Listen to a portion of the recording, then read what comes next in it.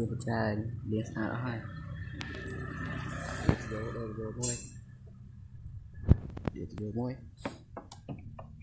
លាងប្រព័ន្ធយកក្នុងស្អាតគុំសើអត់អីលាតែប្រព័ន្ធយកក្តៅដោះឲ្យយើងលាងប្រព័ន្ធក្តៅប្រព័ន្ធក្តៅវារៀងស្ទើរ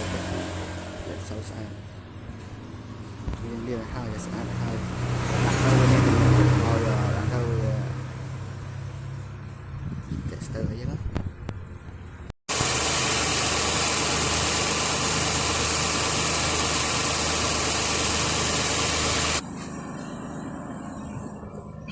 រួចរាល់ជាបាន4អូតូ4-5អូតូនេះ